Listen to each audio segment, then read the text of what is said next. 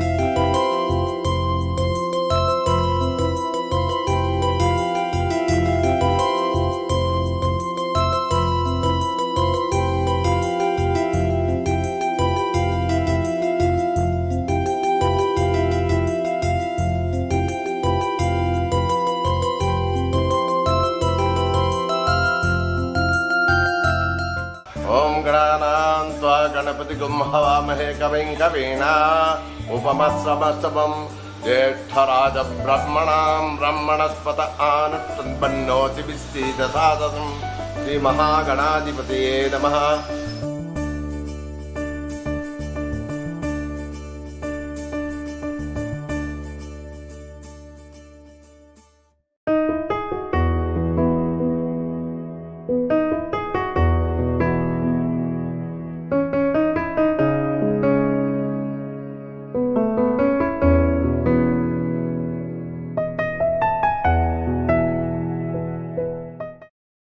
ಎಲ್ಲಿಗೆ ಪಯಣ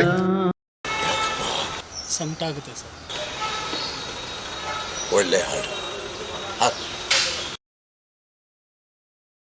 ಯಾವುದೋ ದಾರಿ ಏಕಾಂಗಿ ಸಂಚಾರಿ,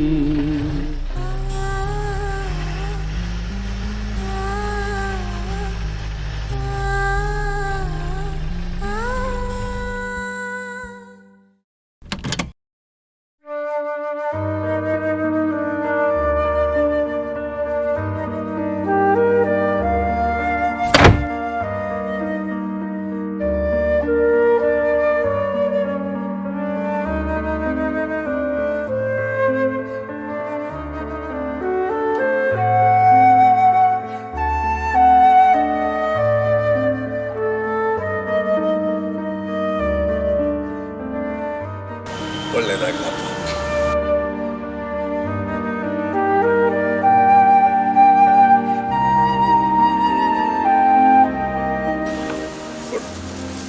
ನಾನೇ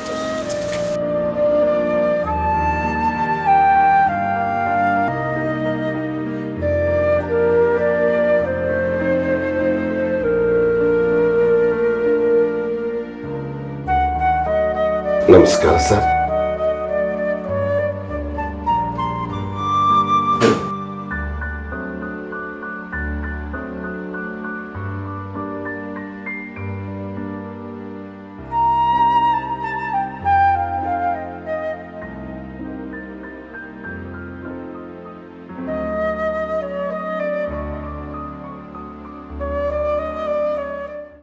ಒಂಟಿತನಕ್ಕೋಸ್ಕರ ಸೇರ್ಕೋತಾ ಇದ್ದೀರಿ ಆಶ್ರಮಕ್ಕೆ?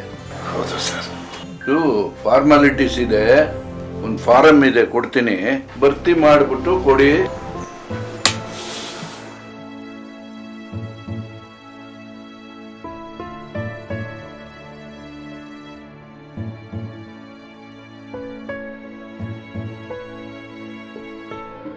ಮಡದಿ ಮಕ್ಕಳು ಸ್ನೇಹಿತರನ್ನು ಮಣ್ಣಿನ ವಶ ಮಾಡಿ ನಡೆದಿದೆಯೆಂದು ಅಂಧನ ರೀತಿ ಶೋಕದೇ ಏನೋ ನಿನ್ನ ಗುರಿ, ಎಲ್ಲಿಗೆ ಪಯಣ?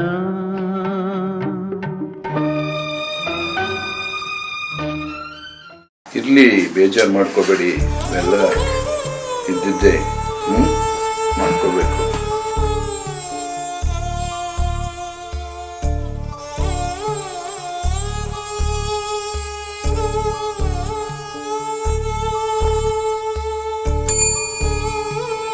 ಬಾಬು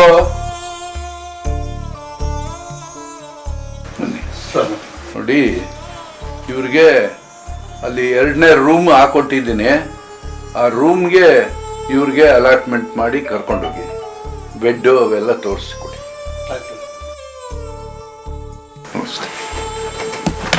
ಬನ್ನಿ ಸರ್.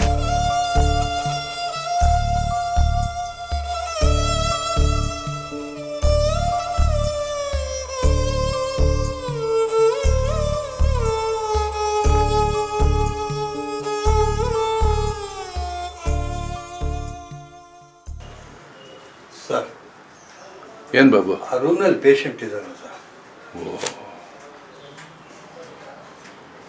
ನಾನೇ ಬರ್ತೀನಿ ನೋಡಿ.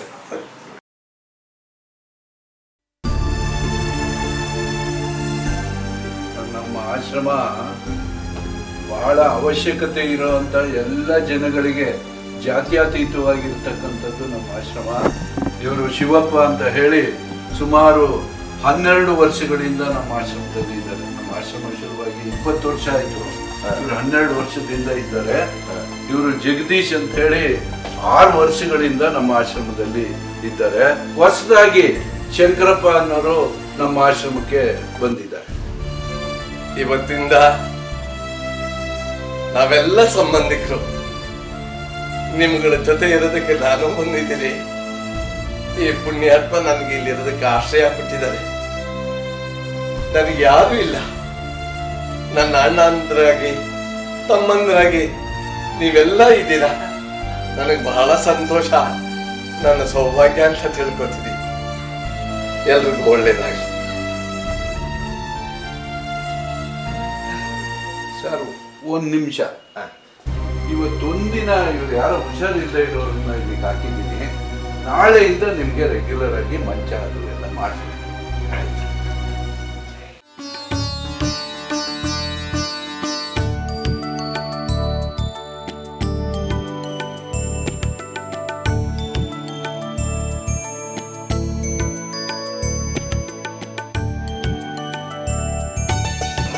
ಚಲುವರಾಜ್ ಅವರೇ, ನಿಮ್ಮ ಆರೋಗ್ಯ ಹೇಗಿದೆ ಈಗ?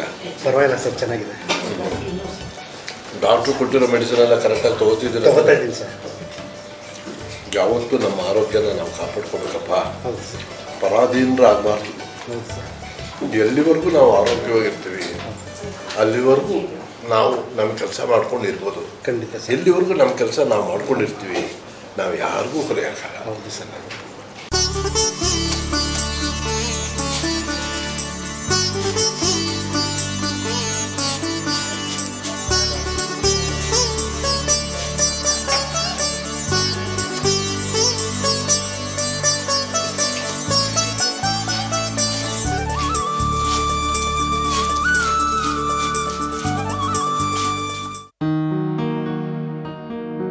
ಏನಾಗಬೇಕಿತ್ತು?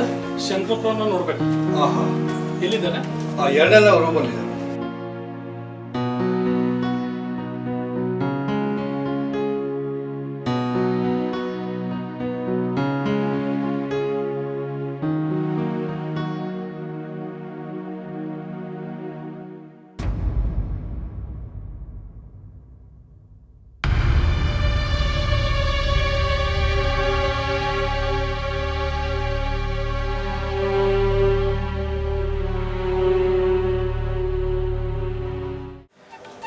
ಯಾರೋ ಬಂದಿದ್ರಲ್ಲ, ಯಾರವರು? ಓಹ್, ಅವನ ನನ್ನ ಮಗ ಅಂತ ಹೇಳ ಅಥವಾ ನನ್ನ ಸೇವಕ ಅಂತ ಹೇಳೋ ನನಗೆ ಗೊತ್ತಿಲ್ಲ.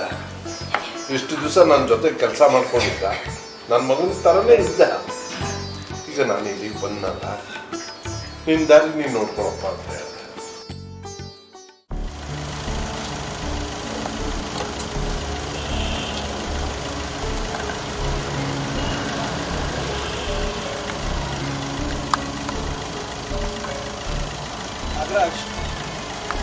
ಎಲ್ಲಿದ್ದೀರಾ? ಅಲ್ಲ ಇರಿ, ನಿಮ್ಮ ಹತ್ರ ಮಾತಾಡಬೇಕಿತ್ತು. ಕಾರ್ಪೊರೇಷನ್ಗೆ ಹೋಗಿ ಬರ್ತಾ ಇದ್ದೀನಿ, ಅಲ್ಲೇ ಬಂದು ಮಾತಾಡ್ತೀನಿ. ಓಕೆ?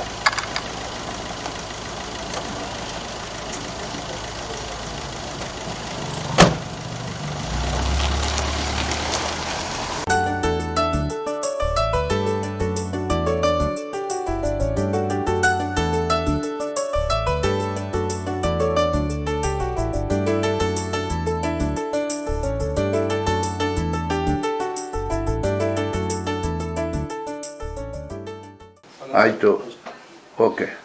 ನಾಗರಾಜ್, ಓ ಬನ್ನಿ, ನಾನು ಆಮೇಲೆ ಮಾತಾಡ್ತೀನಿ. ಯಾರೋ ಬಂದಿದ್ದಾರೆ. Okay, thank you.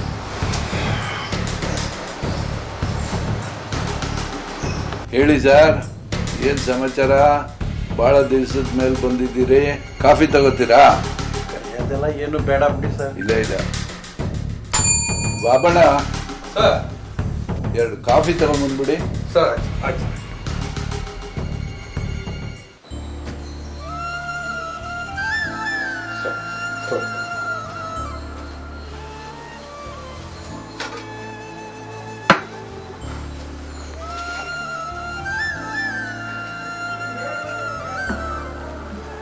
ಹೇಳಿ ಸರ್, ಏನು ಸಮಾಚಾರ?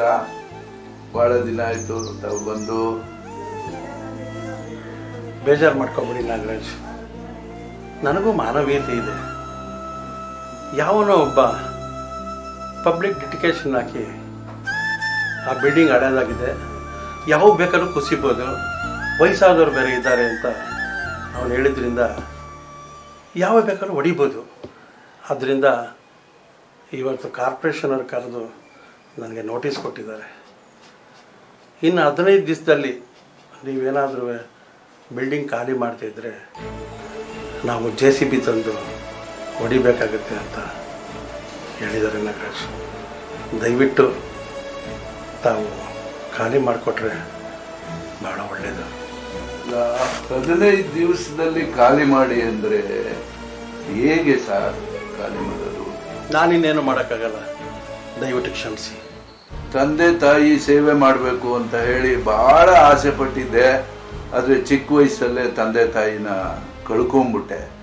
ಈ ಹಿರಿಯರ ಸೇವೆನಾರು ಮಾಡೋಣ ಅಂತ ಹೇಳಿ ಈ ಸಂಸ್ಥೆ ಕಟ್ಟಿ ಕೆಲಸ ಮಾಡ್ತಾ ಇದ್ರೆ ಇದಕ್ಕೆ ಈ ಥರ ತೊಂದರೆ ಬಂತು ಅಂದರೆ ಯಾವ ರೀತಿ ಕೆಲಸ ಮಾಡೋದು ನಾವು? ನಾನೇನು ಮಾಡೋಕ್ಕಾಗಲ್ಲ ರೀ. ಕಟ್ಟಡ ಹೊಡಿಬೇಕು ಅಂತ JCB ತಂದು ನಿಮ್ಮ ಸಾಮಾನೆಲ್ಲ ಹೊರಗಡೆ ಹಾಕಿದ್ರೆ ಏನು ಮಾಡೋಕ್ಕಾಗತ್ತೆ ನಾನು? ಹೇಗೆ ಸರ್? ಇನ್ನೇನು ಮಾಡೋಕ್ಕಾಗತ್ತಪ್ಪ? ಯಾವುದಾದ್ರೂ ಹಾಸ್ಟೆಲ್ಲು ಚೌಲ್ಟ್ರಿನೋ ಯಾವ್ದಾದ್ರು ನೋಡ್ಕೊಳ್ಳಿ. ಹಾಸ್ಟ್ಲು ಅಂದ್ರೆ ಮೆಟ್ಲು ಎಲ್ಲ ಇರುತ್ತೆ, ಹೇಗೆ ಓಡಾಡ್ತಾರೆ ಅವರು? ಇನ್ ಛತ್ರ ಏನಿದ್ರು 2 ದಿನ 3 ದಿನದ ಕಾರ್ಯಕ್ರಮಕ್ಕೆ ಕಟ್ಟಿರ್ತಾರೆ, ಅಲ್ಲಿ ಆಶ್ರಮ ಮಾಡಕ್ಕಾಗತ್ಯೆ? 2 ದಿನ ಆದ ತಕ್ಷಣ ದಬ್ಬಿ ಕಳಿಸ್ತಾರೆ. ಛತ್ರ ಏನಿದ್ರು 2 ದಿನದ ಕಾರ್ಯಕ್ರಮಕ್ಕೆ, ಆಶ್ರಮ ಆಯುಸ್ ಇರೋವರೆಗೂ. ದಯವಿಟ್ಟು ಕ್ಷಮಿಸಿ ನಾಗರಾಜ್.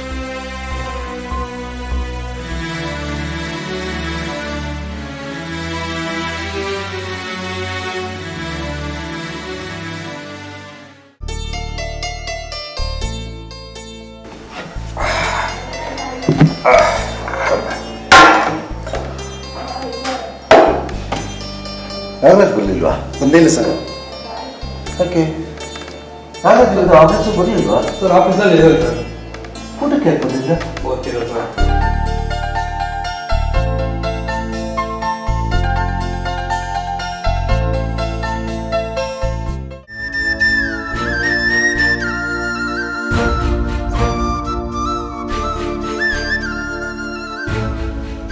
ನಾಗರಾಜ್, ಯಾಕೆ ಊಟ ಮಾಡದೆ ಇಲ್ಲೇ ಕೂತಿದ್ದೀರಾ? ನಾನೆಲ್ಲ ಊಟ ಮಾಡದೆ ಕೂತ್ಕೊಬ. ಬನ್ನಿ, ದಯವಿಟ್ಟು ನನಗೋಸ್ಕರ ನಾನು.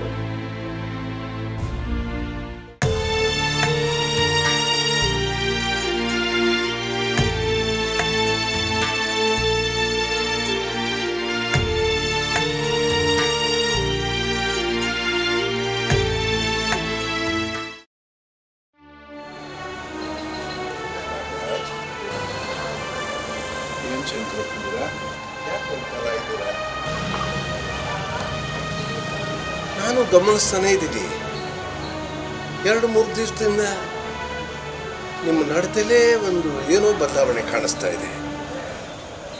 ಏನೋ ಕಾಡ್ತಾ ಇದೆ ನಿಮ್ಮನ್ನು. ಏನು ವಿಷಯ? ಇಲ್ವಲ್ಲ.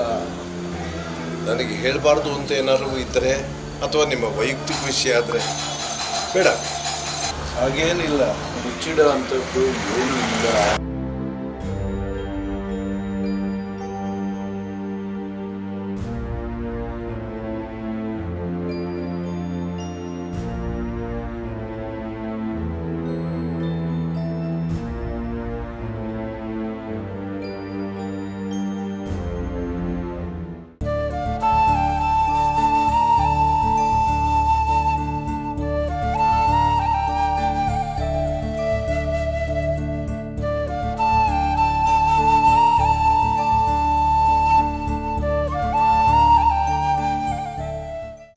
ಬನ್ನಿ ನಾಗರಾಜ್, ಬನ್ನಿ. ಎಲ್ಲ ಒಳ್ಳೇದಾಗುತ್ತೆ. ನಾನು ಅದಕ್ಕೆ ಬಂದಿರೋದು. ನೋಡಿ,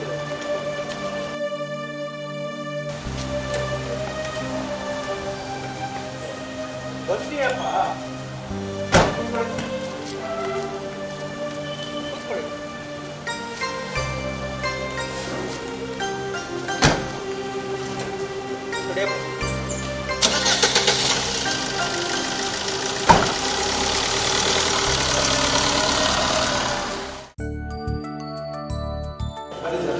ಇಲ್ಲೊಂದು ರೂಮ್ ಇದೆ ನೋಡಿ, ಇಲ್ಲೊಂದು ರೂಮ್ ಇದೆ, ಇಲ್ಲಿ 2 ರೂಮ್ ಇದೆ ನೋಡಿ. ಇದು ಎಷ್ಟು ದೊಡ್ಡದಾಗಿದೆ. ಎಷ್ಟು ಜನ ಬೇಕಾದ್ರೆ ಉಳ್ಕೋಬಹುದು. ದೊಡ್ಡ ಮನುಷ್ಯರು ಬಂದ್ರು ಇಲ್ಲೇ ಉಳ್ಕೋಬಹುದು. ಇದು ಛತ್ರ ಸರ್. ಛತ್ರದಲ್ಲಿ ಕೇವಲ 3 ದಿನ ಯಾರ್ಯಾರು ಕಾರ್ಯಕ್ರಮ ಮಾಡ್ಕೊಂಡು ಹೋಗ್ತಾರೆ. ಛತ್ರದ ಬಾಳು 3 ದಿನ, ಆಶ್ರಮದ ಬಾಳು ಆಯುಸ್ಸಿರೋವರೆಗೂ. ನೋಡಿ, ರೂಮ್ ಎಷ್ಟು ದೊಡ್ಡದಾಗಿದೆ. 4 ಬೆಡ್ ಹಾಕಿದ್ದಾರೆ. ಎಷ್ಟು ಬೆಡ್ ಬೇಕಾದ್ರೆ ಹಾಕ್ಬೋದು ಇಲ್ಲಿ. ಯಾಕೆ ನೋಡಿ, 18 ರೂಮ್ ಇದೆ ನಾಗರಾಜ್. ಒಂದೊಂದು ರೂಮ್ನಲ್ಲಿ 5-6 ಜನ ಇರ್ಬೋದು. ಆಮೇಲೆ ಅಟ್ಯಾಚ್ಡ್ ಬಾತ್ರೂಮ್ ಇದೆ, ಬಿಸಿನೀರಿನ ಸೌಲಭ್ಯ ಇದೆ, ಎಲ್ಲ ಅನುಕೂಲಗಳು ಸಿಗುತ್ತಿಲ್ಲ. ನೋಡಿ, ಇವರು ಎಷ್ಟು ಚೆನ್ನಾಗಿದೆ. ಇದೊಂದು ತುಂಬಾ ದೊಡ್ಡದಾಗಿದೆ. 8ರಿಂದ 10 ಜನ ಉಳ್ಕೋಬಹುದು.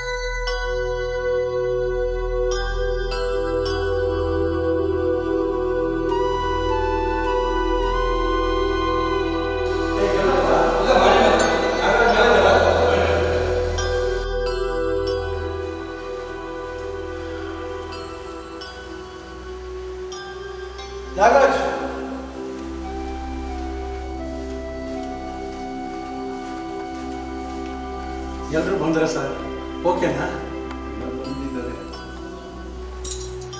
ಯಾಕೆ ನಾಗರಾಜ್ ಬೇಜಾರು ಮಾಡ್ಕೊಂಡ್ರಲ್ಲ? ಏನಿಲ್ಲ, ನೀವು 15 ದಿನ ನಾನು ಟೈಮ್ ಕೊಟ್ರಿ. ಈ ಚೌಲ್ಟ್ರಿನಲ್ಲಿ ಆಷಾಢ ಮಾಸ ಇನ್ನೊಂದು 15-20 ದಿನ ಕಳೆದೋದ ತಕ್ಷಣ ಚೌಲ್ಟ್ರಿ ಬುಕ್ ಆದ ತಕ್ಷಣ ನಮ್ಮನ್ನ ಈಚೆ ಹೋಗಿ ಅಂತಾರೆ. ಏನು ಮಾಡೋದು ಈ ಮುದುಕರನ್ನೆಲ್ಲ ಕಟ್ಕೊಂಡು? ಅದೇ ನನಗೆ ತುಂಬ ತಲೆನೋವಾಗಿದೆ. ನೀವೇನು ಯೋಚನೆ ಮಾಡ್ಬಿಡಪ್ಪ, ಆಗೋದಲ್ಲ ಒಳ್ಳೇದಕ್ಕೆ. ಏನು ಒಳ್ಳೇದಾಗುತ್ತೋ ಏನೋ. ಒಳ್ಳೇದಾಗತ್ತೆ ನಾಗರಾಜ್. ವಾ ಸಾರ್, ನೀವು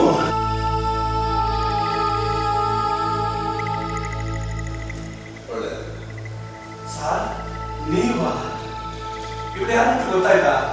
ಶಂಕರಪ್ಪನವರು. ಶಂಕರಪ್ಪ ನಮ್ಮ ಆಶ್ರಮದಲ್ಲಿ 1 ತಿಂಗಳಿಂದ ಇದ್ದಾರೆ. ಈ ಚೌಲ್ಟ್ರಿ ಓನರ್ ಇವರೇ. ಆ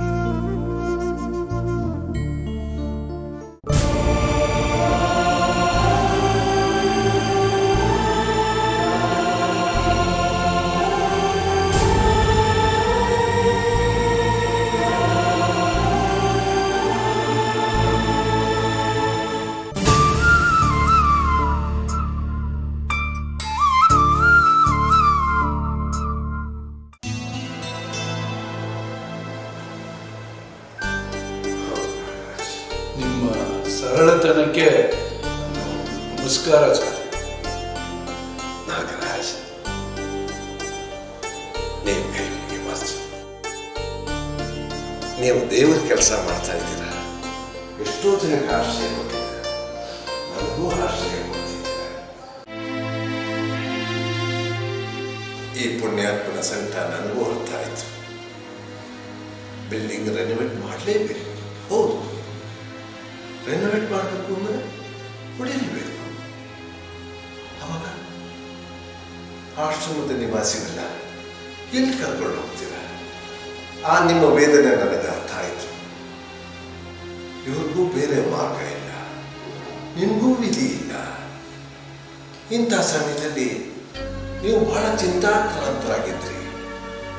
ಅವತ್ತೊಂದು ದಿವಸ ನಿಮ್ಮನ್ನು ನೋಡದೆ ಬಹಳ ಹತಾಶರಾಗಿದ್ರಿ.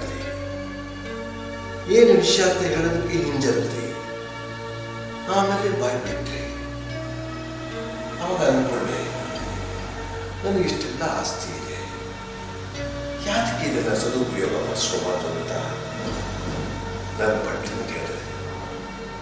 ನಾನು ಬಂಟ ಇವ್ರನ್ನ ಫೋನ್ ಮೂಲಕ ಕಾಂಟ್ಯಾಕ್ಟ್ ಮಾಡ್ತಾರೆ. ನೋಡಿ, ನಾನು ಇಷ್ಟೆಲ್ಲ ಸಂಪಾದನೆ ಮಾಡಿ ಇಷ್ಟೆಲ್ಲ ಆಸ್ತಿ ಮಾಡಿದ್ರು ಕೂಡ ನನ್ನ ಹೆಂಡತಿ ಇಲ್ಲ. ಇರೋನು ಒಬ್ಬ ಮಗ, ಹೋಗಿ ಅವನು ಅಮೇರಿಕಕ್ಕೆ ಸೇರ್ಕೊಂಡ. ಅಪ್ಪ, ನಿನ್ನ ಆಸ್ತಿನೂ ಬೇಡ, ನನಗೆ ನಿಮ್ಮ ದೇಶನೂ ಬೇಡ ಅಂತ ದೂರ ಹೋಗ್ಬಿಟ್ಟ. ಹೀಗಿದ್ದಾಗ ನಾನೇನು ಮಾಡಲಿ? ನನಗೂ ಸಂಬಂಧಿಕರು ಬೇಕು, ಸಂಬಂಧ ಬೆಳಿಬೇಕು. ಹಾಗಾಗಿ ನಿಮ್ಮ ಆಶ್ರಯಕ್ಕೆ ಬಂದೆ. ಇಂಥ ಪುಣ್ಯಾತ್ಮ ಮಾಡ್ತಿಲ್ಲ ಒಂದು ಸಣ್ಣ ಸೇವೆ ಒಳಗೆ ನಾನು ಒಂದು ಇನ್ನೂ ಸಣ್ಣ ಸೇವೆ ಮಾಡೋಣ ಅಂತ ಈ ರೀತಿ ತೀರ್ಮಾನ ಮಾಡಿದೆ. ಅದಕ್ಕೆ ನಾಳೆನೆ ಈ ಛತ್ರನ ನಿಮ್ಮ ಆಶ್ರಮಕ್ಕೆ ರಿಜಿಸ್ಟರ್ ಮಾಡಿಕೊಡಿ. ಎಲ್ಲ ವ್ಯವಸ್ಥೆ ಮಾಡಿದ್ದೀನಿ. ನಂದೇನಿಲ್ಲಪ್ಪ, ಅನಾಥೋ ದೈವ ರಕ್ಷಕ, ಎಲ್ಲ ಪರಮಾತ್ಮ ಕೊಟ್ಟಿತ್ತು. ನಮ್ಮ ತಂದೆ ಹೇಳೋರು, ನಿಜವಾದ ದಾನಿಗಳು ಮಾಡತಕ್ಕಂಥ ದಾನ ಎಡಗೈ ಬಲಗೈಗೆ ಗೊತ್ತಾಗೋದಿಲ್ಲ ಅಂತ ಹೇಳೋರು. ಅದನ್ನ ಇವತ್ತು ನಾ ಕಣ್ಣಾರ ಕಂಡೆ ಸರ್. ನಾಗರಾಜ್, 15 ದಿವಸದಲ್ಲಿ ಬಿಲ್ಡಿಂಗ್ ಖಾಲಿ ಮಾಡಬೇಕು ಅಂತ ನೋಟಿಸ್ ಬಂದಿದೆ ಅಂತ ಹೇಳಿದೆ. ನೀವು ಬೇಜಾರು ಮಾಡ್ಕೊಂಡ್ರಿ, ವಿಧಿನೇ ಇಲ್ಲ. ಆದ್ರೆ ಯಾರು ಮಾರನೇ ದಿವಸ ಬೆಳಗ್ಗೆ ಎಸ್ ಎ ಕಲ್ಯಾಣ ಮಂಟಪದಿಂದ ಒಂದು ಫೋನ್ ಬಂದಿತ್ತು. ಹಲೋ, ಯಾರು ಸತ್ಯವರು ಮಾತಾಡ್ತಾ ಇರೋದು? ನಿಮ್ಮ ಆಶ್ರಮನ ರೆನೋವೇಟ್ ಮಾಡ್ತಿದ್ದೀರಲ್ಲ ಅಂತ ಕೇಳಿದ್ರು. ಹೌದು ಅಂದೆ. ಹಾಗಾದರೆ ನಿಮ್ಮ ಆಶ್ರಮದವ್ರನ್ನ ನಮ್ಮ ಚೌಟಿನಲ್ಲೇ ಉಳಿಸ್ಬೋದಲ್ಲ? ರೇ ಸ್ವಾಮಿ, ಎಷ್ಟು ದಿನ ಅಂತ ಉಳಿಸೋಕ್ಕಾಗುತ್ತೆ? ಹಾಂ, ಎಷ್ಟು ದಿವಸ ಬೇಕಾದ್ರೂ ಇರ್ಬೋದು. ಎಲ್ಲ ವ್ಯವಸ್ಥೆ ಮಾಡೋಕ್ಕೆ ಯಜಮಾನ್ರು ಹೇಳಿದ್ದಾರೆ. ನನಗೆ ಯಾವುದೋ ಶಂಕರಪ್ಪ ಅಂದ್ಕೊಂಡೆ. ನೋಡಿದ್ರೆ ಇವರು ಸರ್ ಛತ್ರಕ್ಕೆ ಬಂದು ಪರ್ಮನೆಂಟಾಗಿ ಸೆಟ್ಲ್ ಆಗಿಬಿಟ್ರೆ ನನ್ನ ಬಿಲ್ಡಿಂಗು. ಸತ್ಯಪ್ಪ, ನೀವು ರೆನೋವೇಟ್ ಮಾಡ್ತಿದ್ರಲ್ಲ, ಆ ಬಿಲ್ಡಿಂಗನ್ನ ದೊಡ್ಡದಾಗಿ ಕಟ್ಟಿಸಿ ಇನ್ನೂ ಹೆಚ್ಚಿಗೆ ವರಮಾನ ಬರೋ ಹಾಗೆ ಮಾಡಿಕೊಡಿ. ನಿಮಗೂ ಒಳ್ಳೆಯದಾಗಲಿ.